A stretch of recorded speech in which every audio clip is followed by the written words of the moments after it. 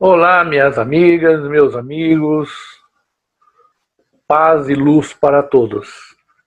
Não é?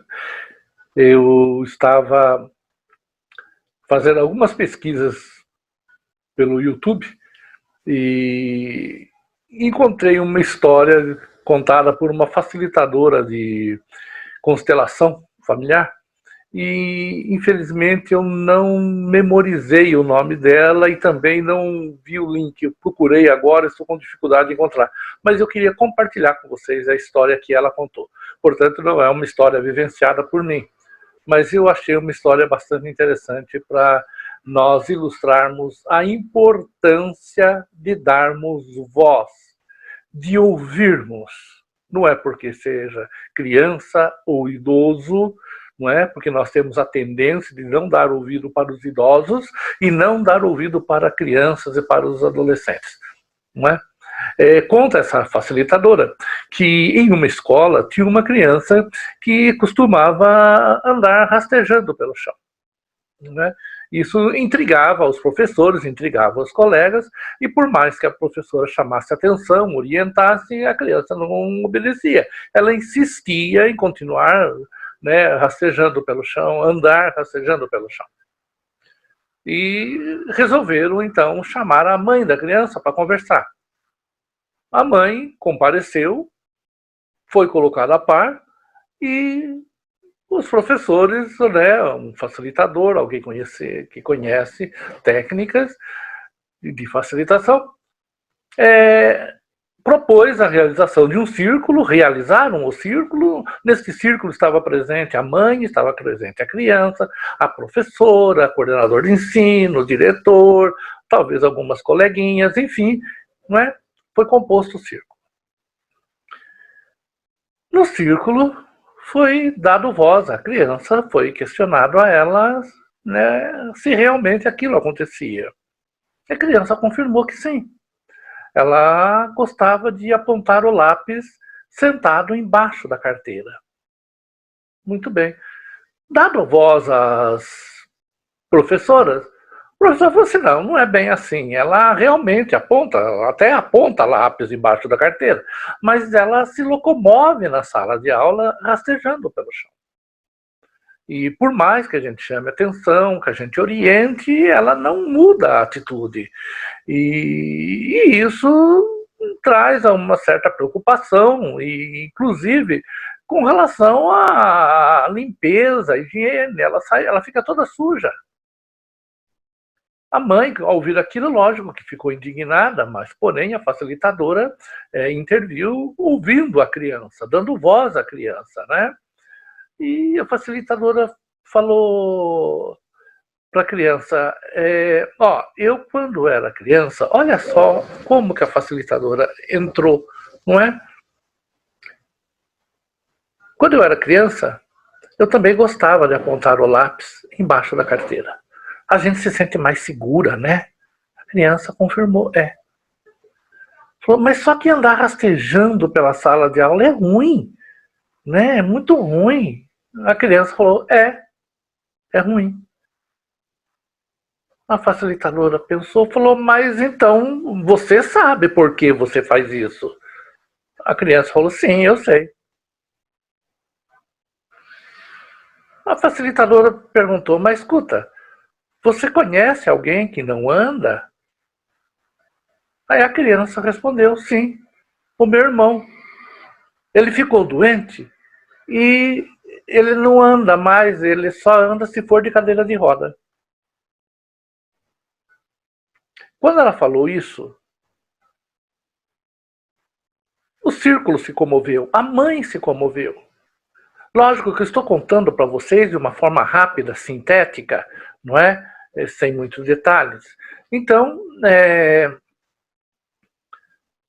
dentro do círculo, o que é que surgiu, o que é que se ouviu? Que a criança andava daquela forma para sentir o que o irmão sentia.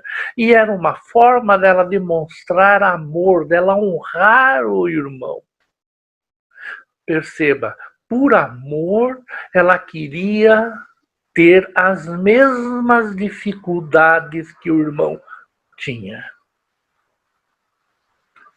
Não era um ato de indisciplina. Era um ato de amor. E ali no círculo, ela se conscientizou de que havia novas formas, ou melhor dizendo, outras formas de demonstrar amor, de honrar o irmão, de praticar o amor. E ela mudou a maneira de agir. Mas vamos pensar diferente, vamos refletir um pouquinho sobre isso. Por que isso me chamou a atenção? Se não tivesse dado voz à menina, se a professora tivesse brigado com ela insistentemente, ela poderia ser punida por indisciplina, ela poderia ser vítima de bullying, ela poderia ser excluída, ela poderia sofrer diversos tipos de preconceito.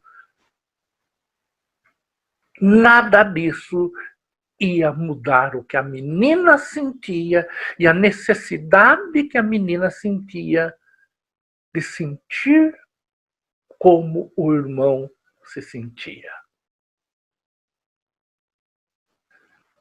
Punir não é resolver problema. Punir é enfiar o problema embaixo do tapete e excluir aquela pessoa que estava dando problema.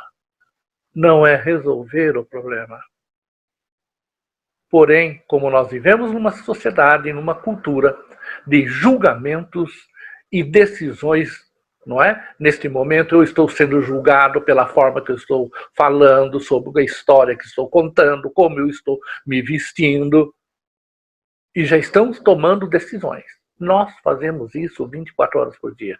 Para mudar esse paradigma, para mudar essa forma de agirmos, nós temos que procurar aprender técnicas de ouvir com empatia, sem julgamento. Nós temos que aprender técnicas de resolver o problema e não nos livrar do problema mediante mera punição. Criança, idosos e adultos em geral, o ser humano em geral, carece de ser ouvido. Pensa nisso. Essa história nos deixa margem para uma reflexão. Amai ao próximo como a ti mesmo. Dá para encaixar nessa história? Não julgueis para não ser julgado. Eu diria, para não cometer violência, para não deturpar a paz. Que paz? Vos dou a minha paz, vos deixo a minha paz. E o que nós fazemos com essa paz? Nós disseminamos paz ou disseminamos ódio, punição, exclusão, preconceitos? Nós damos voz ao próximo, nós ouvimos o próximo com o coração. Eu acredito que são questões que podemos meditar sobre essa história que falamos. O que você acha? Até a próxima, um abraço fraternal a todos.